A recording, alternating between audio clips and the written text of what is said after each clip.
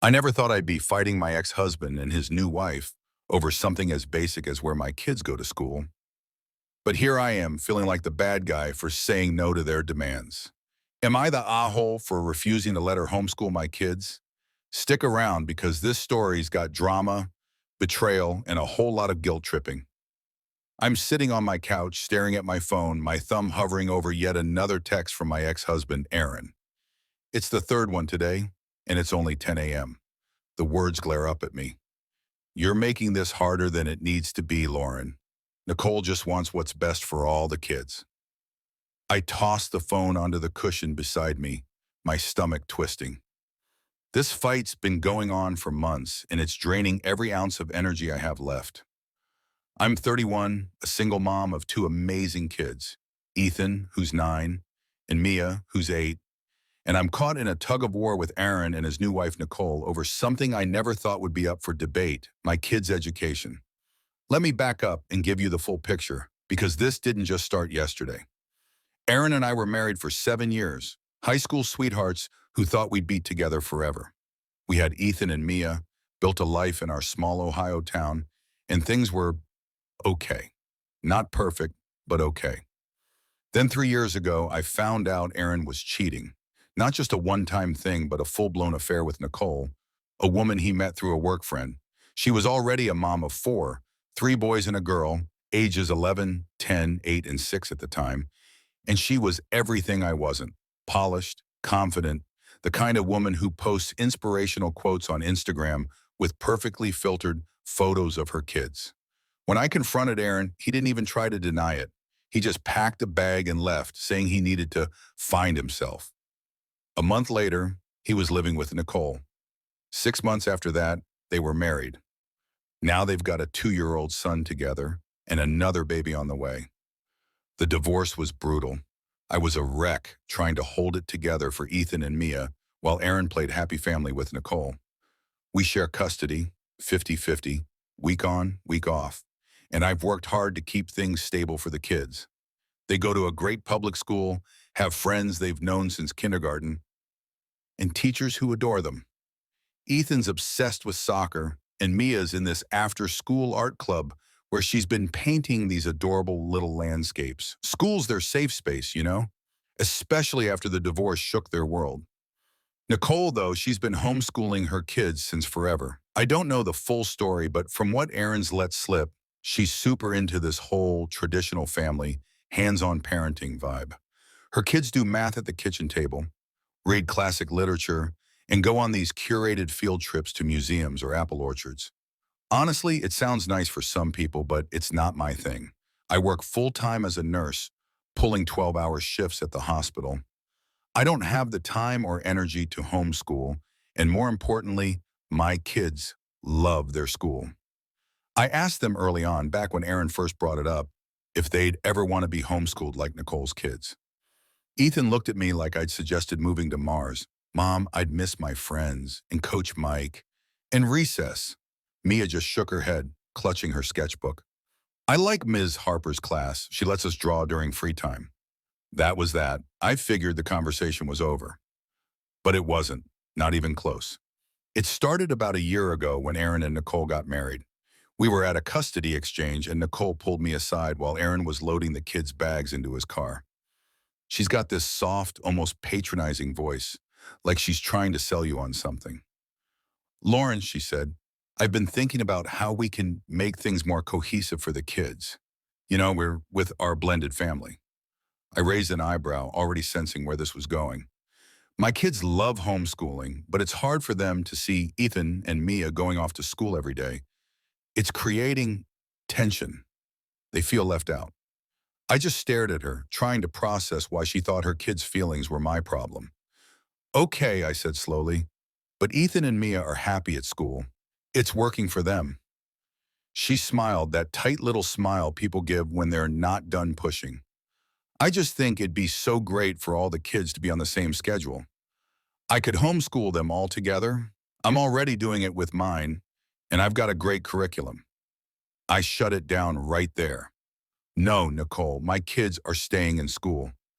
I didn't raise my voice, but I was firm. I didn't owe her an explanation. She didn't say anything else, just nodded and walked back to Aaron's car. I thought that was the end of it. Spoiler alert, it wasn't. A few weeks later, Aaron called me. "Lauren, can we talk about the homeschooling thing again?" I groaned, pinching the bridge of my nose. "Aaron, I already said no. The kids don't want it, and neither do I." He sighed like I was the one being difficult. "Nicole's just trying to make things fair. Her kids are starting to act out because they're jealous. It's causing problems in our house." I couldn't believe what I was hearing. "So what? I'm supposed to upend my kids' lives because your stepkids are jealous? That's not my problem, Aaron." He got quiet, then said, "You're being selfish. This is about what's best for everyone." I hung up, my hands shaking. Selfish? After he cheated, left me to pick up the pieces and moved on like our marriage was nothing? I'm the selfish one? Things got worse from there. Aaron started bringing it up every time we talked. Custody exchanges, phone calls about the kids' schedules, even in random texts. "Nicole's got this great science unit planned. The kids would have so much fun learning together. Why are you so against this? It's not like public school is perfect." I kept saying no, but it was like talking to a brick wall. Then one day Ethan came home from Aaron's house looking upset. I asked him what was wrong and he mumbled, "Dad and Nicole keep talking about how cool homeschooling is. They said I could do it with Jake and Liam." Jake and Liam are Nicole's two oldest boys. I could tell Ethan was confused, maybe even a little scared. Mia piped up, "They said we'd get to do art all the time, but I don't want to leave my friends." My heart sank. They were going behind my back, planting ideas in my kids' heads. I called Aaron that night furious. "You do not get to talk to my kids about homeschooling without my permission," I said, trying to keep my voice steady. "They're stressed out, Aaron. They don't want this." He had the nerve to sound annoyed. "Lauren, we're just trying to include them. Nicole's amazing with her kids, and she could be amazing with ours too if you'd let her." That hit me like a punch. Ours. Like he and Nicole were some united front, and I was the outsider in my own kids' lives. I told him to back off and ended the call.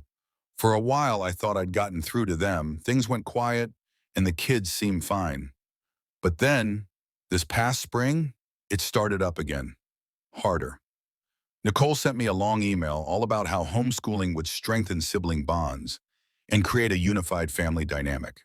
She even attached a freaking curriculum plan, like I was going to read through 20 pages of lesson schedules and be like, "Oh, wow, sign me up." I didn't respond. Then Aaron showed up at my house one evening unannounced while the kids were at a sleepover. "Lauren, we need to talk," he said, standing on my porch like he still had a right to be there. "Nicole's pregnant again, and we're trying to make this work as a family. Homeschooling would make things so much easier." I laughed, not because it was funny, but because I was so done. Easier for who, Aaron? You? Nicole? Because it sure as hell isn't easier for Ethan and Mia. They don't want this. I don't want this. Why can't you respect that? He got this look on his face like he was about to lecture me. "You're making it about you, not the kids. You're just mad at Nicole and taking it out on everyone." That was it. I lost it. "I'm mad? You cheated on me, blew up our family, and now you're trying to guilt me into letting your wife play mom to my kids? Get off my porch, Aaron." I slammed the door, my heart pounding so hard I thought I'd pass out. After that, I got my lawyer involved. I was done playing nice. She drafted a letter to Aaron and Nicole's lawyer, stating in no uncertain terms that I would not agree to homeschooling, and that any further attempts to pressure me or the kids would be documented.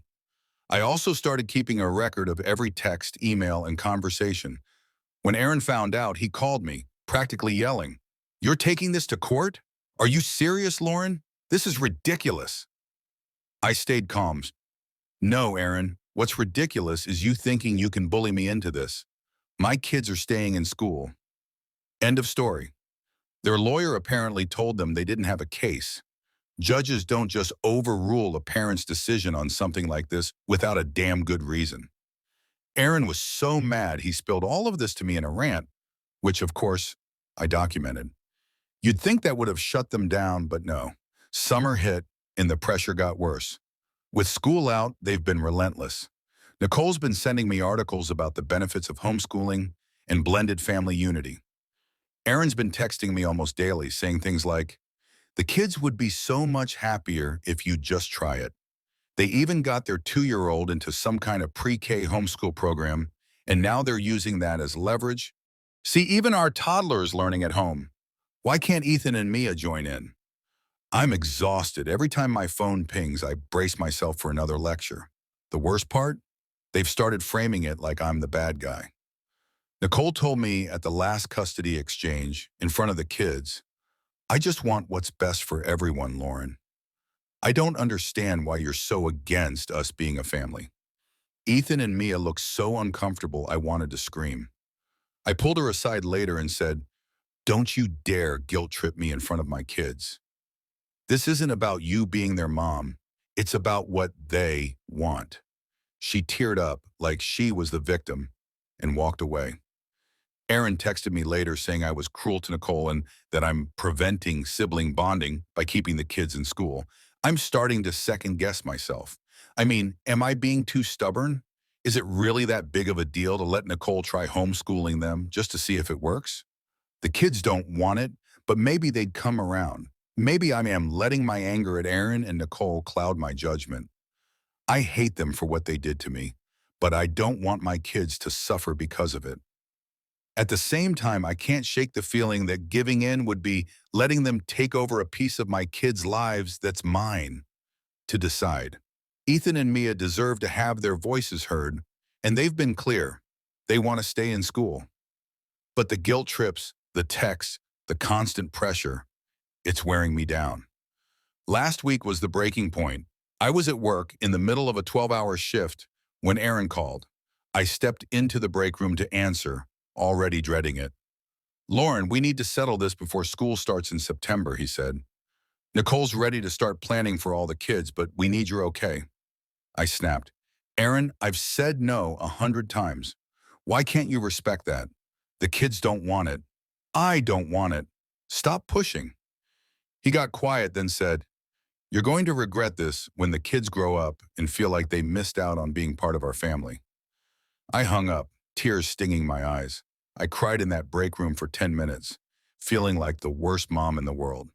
Was I really keeping my kids from something good just to spite Erin and Nicole? I talked to Ethan and Mia about it again last night, just to be sure. I sat them down after dinner, trying to keep it casual. Guys, you know how Dad and Nicole keep talking about homeschooling? They nodded, looking nervous. I just want to make sure you're still okay with going to school.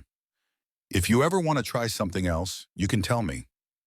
Ethan spoke up first. I don't want to stay home, Mom. I like school. I like my team. Mia nodded. I don't want to do school with Nicole. I want to stay with Ms. Harper. Hearing that made me feel better, but it didn't erase the guilt completely. What if I'm wrong? What if I'm letting my baggage get in the way of what's best for them? So here I am, spilling my guts to the internet. I'm trying to protect my kids' happiness, their stability, their choice. But Erin and Nicole are making me feel like I'm tearing their family apart. They keep saying I don't have a good reason to say no, that I'm just being petty or controlling. I have reasons, plenty of them. My kids are thriving in school. They have friends, teachers, routines. I don't trust Nicole to prioritize on my kids' needs over her own vision of a perfect blended family. And honestly, I don't want her playing mom to them. She's their stepmom, sure, but I'm their mom. That's my role, and I'm not giving it up.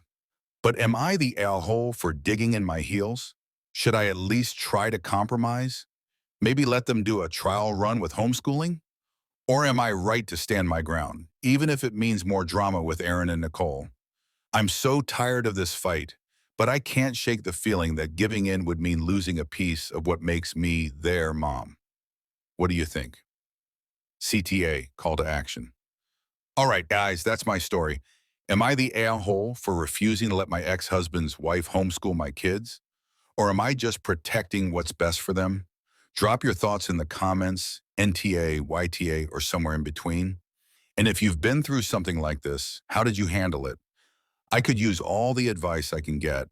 Thanks for listening, and don't forget to like and subscribe for more stories like this.